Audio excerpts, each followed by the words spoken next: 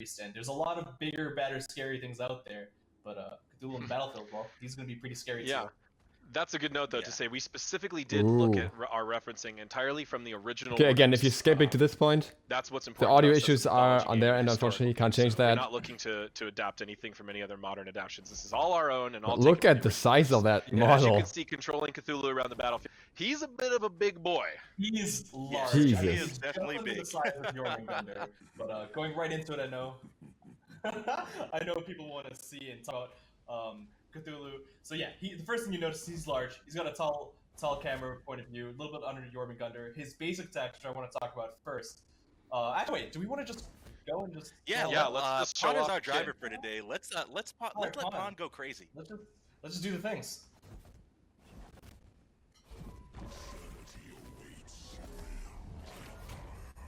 Oh, that's the channeling device that we saw. 2 channels, okay. Jesus. Oh There my he is. gosh. This is nuts. Oh, he does have extended basics for the old. Oh my god. Oh, this is so cool. Yeah. It lasts so long. Insane. The big playable character. He gets That larger. I know is some people were nuts. like trying to understand, like, what is, I saw the data mine. What does 3.5 mean? Is he gonna be bigger than Jormungandr? Is he gonna be bigger than Jormungandra's ulti? He can't be bigger than that in Pamana. Oh, right? cleave. It's definitely the biggest thing we've done. Yeah, he For really sure. is. And there's no better word to describe him than insane. Am I right, Clumsy? Yeah, absolutely. So, disclaimer as well. We're PTS will be later on this week, I believe. But even right now, there's going to be a couple of things that are still in the first state. I think mostly some sound effects that are still coming in, as a couple of bugs here and there. But we'll have those noted down. And obviously, anything that you guys see, let us know. Let's let you guys know beforehand. Cool. But all right, So well, yeah, let's Cthulhu's go ahead got and a start lot of talking unique about... features. Yeah, So I wanted to start with his basic attacks because that kind of starts it up a little bit, but although his passives are pretty important too. But for his basic attacks, he has a 3-hit chain. The first one's pretty normal, but it's a longer range, so it's the 16-foot kind of range. That's for a all really three of strange. For the first basic attack. The second one's actually a 20 range, and What? the third one is also a 20 range and a cone attack. What?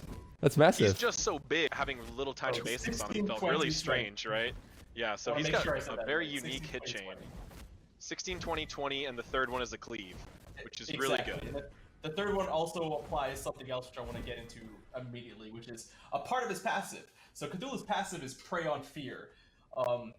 Basically, there's a kind of a unique gameplay hook to it, and then there's an actual visceral part where Cthulhu's the third basic attack specifically, and different parts of his abilities apply 1 stack of torments. When you 4 stack torment, the enemy goes insane, which is kind of the effects you see right there. If you go insane, well, some pretty crazy stuff happens when you show that off to you. Ooh. So there's a little preview for That's his more ability than 1. There we go. Now we're Oh. insane. That's This cool. is purely on something that you see on your client. You are insane from the Cthulhu, and you can see that the the voices in the background. his universe just a little bit. You've got the tentacles, you've got the creepy eyes, a little bit of post-process, and some audio hallucinations. Wait, it lasts as long as he wants To it explain to? that passive a little bit more, once you get to 4 stacks, you go insane. And the actual part, which will be displayed as passive meter, of course, that's temp right now, is that if Cthulhu is nearby any enemies 15 that are seconds. insane, he gets 25 power per enemy that's insane. Oh wow, yeah. So Nice. Cthulhu wants to drive everyone insane, right? This is kind of part of his absolute essence as a character. He drives people insane just by being around him, just by being near him. 50 power in early game? Even Cool. gods fighting against him is tiring for them, right? It's mentally taxing for them. Fighting against Cthulhu as a god slowly drives them insane too. If you're an enemy god and you go insane, you're gonna see those eye tentacles all over your map. It's a relatively long debuff, but Cthulhu can break you of it for an additional bonus, which we'll get into in his ability 1. But if you're insane, you're going to see those crazy effects and distortions. You're also going to hear phantom ability audio, right, Clumsy? So you're going to hear blinks and Loki stealths. God. Even if they're not in your game, you're going to It hear actually. Oh those no. fake sounds to really Some kind of interesting scary. stuff. Yep, exactly. that's- so those are kind of the audio that's super hallucinations we scary. talked about. But Insanity itself. I just had the lasts for whispering, 20 but that's seconds, even but as we worse. talked about, Cthulhu's AO1 is a massive component of his kit. I want to go into that quickly because that kind of changes the way and influences the way you play through the torment. So right now it's just a count ability, pretty fast. There's a blast of energy, and it also reduces the enemy's attack speed that are hit. Also, if you are hit by this ability, it's what we saw a little bit earlier, where you'll see Cthulhu as kind of like a superb creepier material, and you're going to be doing less damage to him. So that's that mitigation that we talked about. You're going to be doing 20% less damage to Cthulhu. It also applies 1 stack of torments, but 2 stacks if you are facing Cthulhu. So that means this is your primary way of increasing torment outside of the basic set. But the important part is that if there's an enemy that's already insane and you use Sanity Break on them, you consume your insanity and you fear them for a short duration. You gain a permanent stack of mitigation for the next time you use the ability. So if you actually look like I said, this is going to be involved in the passive meter. But for now, if you see that AUX number 1, that means he's used it twice, 0.5 damage mitigation per stack.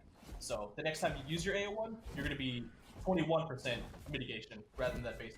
Oh, okay, so it's just for the one. From 20 to 30%. But that's going to come into play again a little bit later on. Of course, the patch notes I think are already out there, so you can see the exact numbers, and I don't want to go into that. But Sanity Break and the 3rd hit of the basic attack are what apply torments, but we'll get into the 2nd and 3rd ability now as well. Cool. Yeah, let's go ahead and talk about the Mire. Alright. Cthulhu's secondly is the Mire. It starts out of a smaller range, and Cthulhu can channel this for up to 3 seconds. As he channels it, it gets larger and larger, and it fires out 2 pulses from the maw of the portal. So if you look up at it, it's an awesome-looking, creepy maw that's firing out these sludges of corruption. The Mire itself, the foil on the ground, just does a 10% slow. So that area is only doing a slow. When you hit the first corruption shot, it does a heavier hit and a 35% slow. And then the second shot does a similar damage hit, same as the first, and does a root instead. So this goes from a 10% slow to a very short 35% slow into a root. Oh, okay. So Cthulhu is a guardian because he's large and magical, right? It makes the most sense. Yeah, exactly. And this is his primary AoE CC ability, which is really important. Looks relatively quick, though. Gameplay.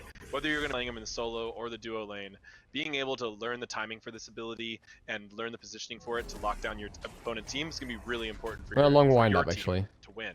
It also should be noted that this is a channeled ability that is easily interrupted, right? So you can be hit by stuns or silences, etc. while channeling, and Cthulhu will cancel it early and will not get the additional. The ability does not grow unless he's channeling it, so you can go ahead and cancel it early, as our driver there just showed. Get a single corruption shot. Yeah, you can get a single tick of damage.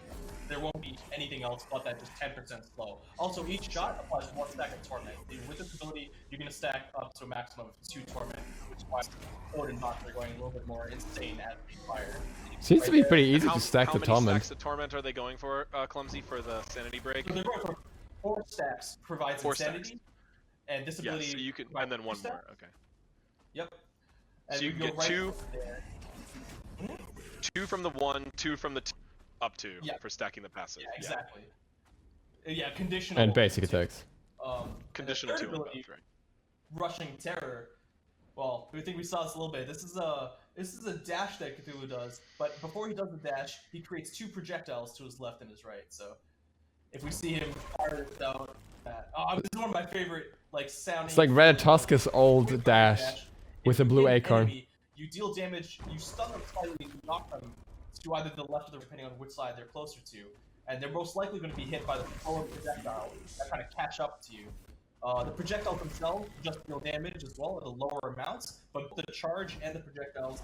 That was really hard to hear. I'm not sure what he said. So the Mire, Sanity Break, and Rushing Terror here can all provide up to 2 stacks of torment. Again, you only need to get to 4 stacks. Wait, this applies torment as well? 2 and your 3 in succession. Oh god. You can get really close to the enemy to do a quick clear Sanity Break.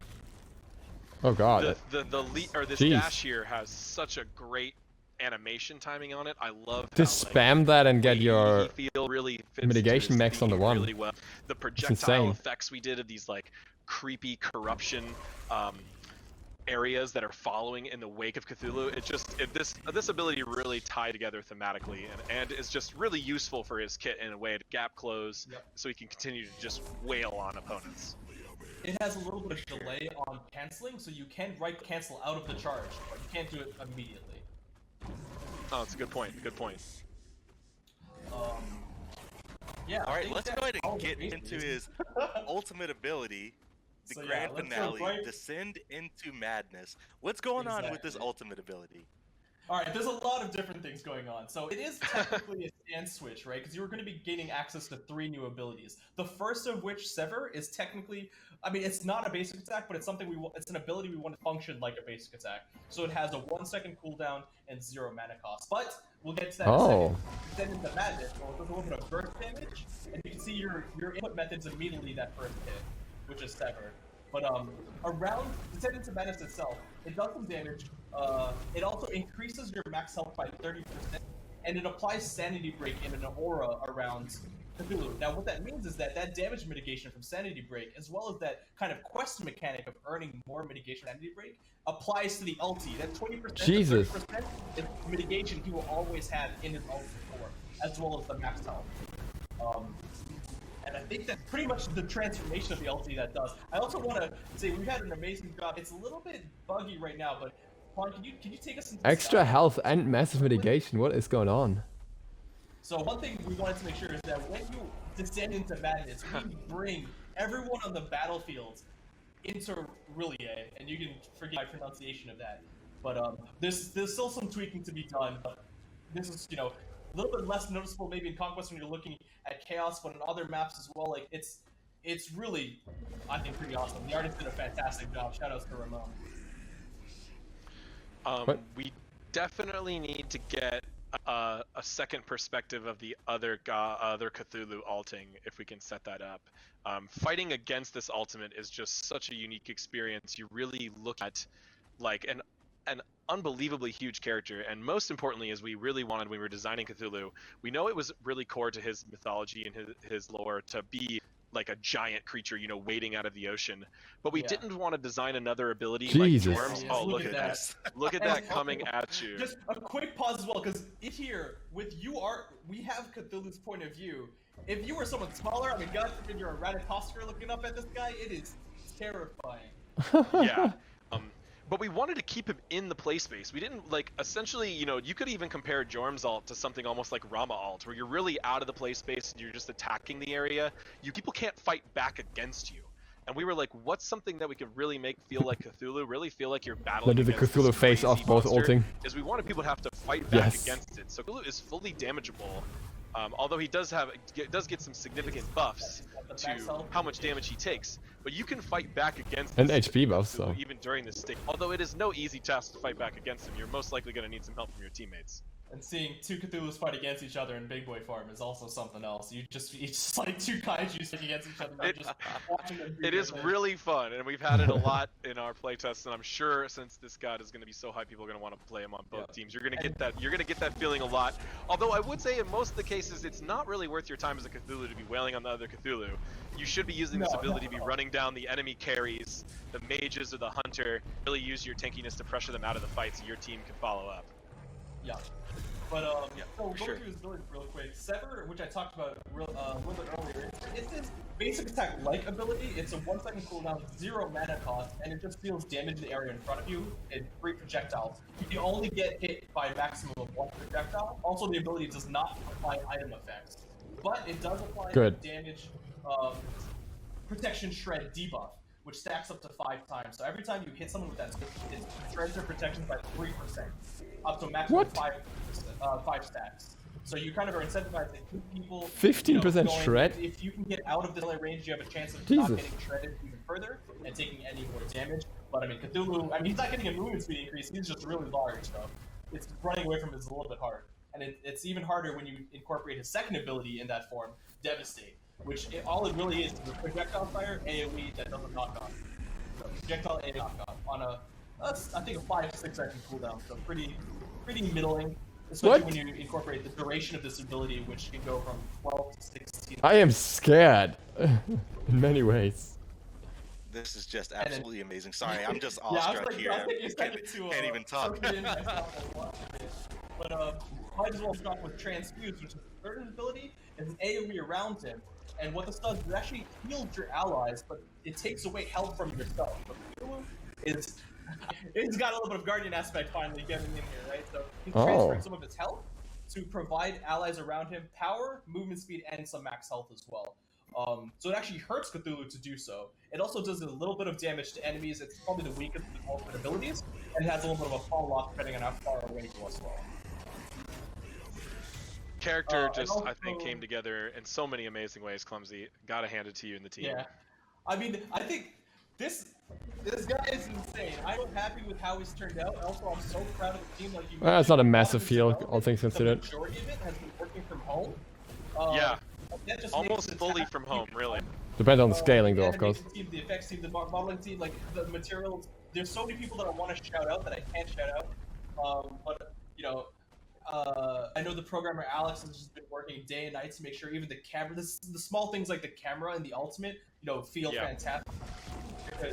Small things, I mean, pretty important actually, but hey. Now you can just see how awesome he is. You can see you are playing this massive behemoth in this world of gods who are also huge, but they're nothing compared to you. It is really, this was no easy god to design. Clumsy and I were in conference rooms debating over future designs for some of the longest times I've ever seen, but we found something that really worked for him, and the art team, I mean, we can see just the model of Cthulhu that we shared on social media. That is going like straight viral. People are impressed with our artwork all across the game industry and even just games and movies and everything. It just really shouts out to our team what they can do, and they're able to do all of this while stressed out from crazy news and being working from home. It's just I'm so happy for the SMITE team. Really just can't thank them enough for their hard work. For sure.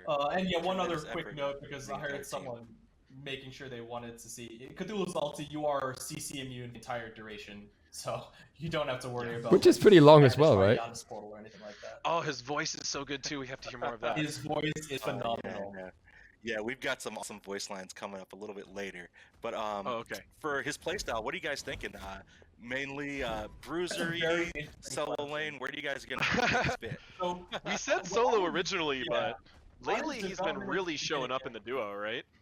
We knew going in that he's going to be an aggressive guardian. I was going to say, he actually has a lot of duo potential. He needs to be there. He can't be a backline support guardian. So we instinctively thought that's going to make him really strong in the solo lane. We didn't really want to shoehorn him anywhere, right? When we're creating gods, we don't go, okay, he has to be in this lane no matter what. We just wanted to create Cthulhu, a damaging guardian. And initially, we did a lot of tests in the solo lane. He feels pretty strong. He can definitely compete with other strong solo laners. And we definitely did some support tests as well. He was a guardian after all.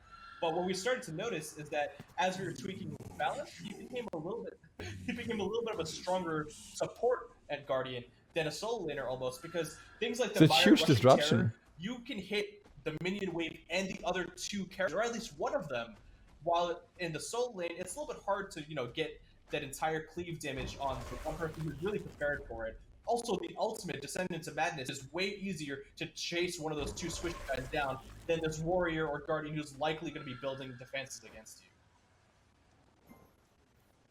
I mean, it's also support, but still. Giving you guys an idea on Cthulhu's scale. But yeah, again, I want to shout out. He makes the Pyromancer look tiny.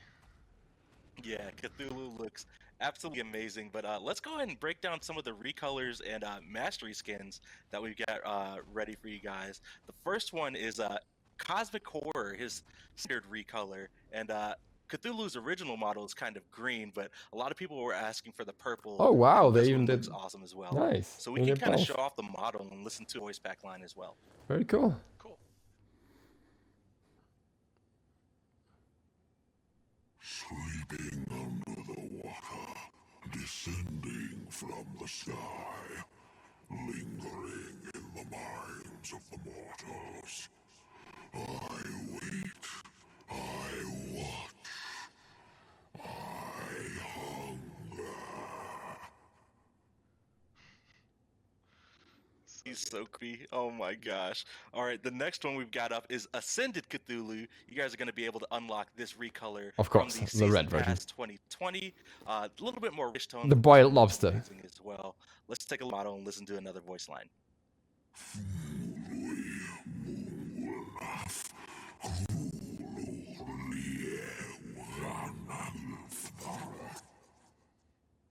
You'll be crazy if you think I wasn't going to add that line. Oh, of course, that you had. I was gonna say, I recognize that. That was him speaking his native language, right? We're not supposed to understand that in English. No, that is purely from the story. Yeah. That is the invocation of a Cthulhu, Yep. right? Yeah, love it. Cool. All right, we got Mastery Skins up next. We'll kick it off with his gold skin, and I believe we have maybe one more voice line that we can listen to while we look at the model. Cool. You all live a placid island of ignorance in the midst of black seas of infinity. Actually, that kind of works, the blue gold. This one looks so good. Oh, that works And here's better the though. Legendary. I love the black and gold. Ooh, yeah. Man, so good. Always we did my a lot favorite. of references from the stories, like I said, to make sure that what he says, his personality and everything fits. Even the And diamond there's a works couple of once. questions on Wow. his, like, base green color as well. People expected since the other skins were purple, but that is the normal color for Cthulhu. He's more aqua green and under the depths kind of feel. Oh yeah, he had to be green for the base. That's just clear. That's clearly described in the texts. But seeing the purples and the reds, the recolors, just makes it like you have all the I know, choices. right? And the diamond skin looks really awesome as well. We got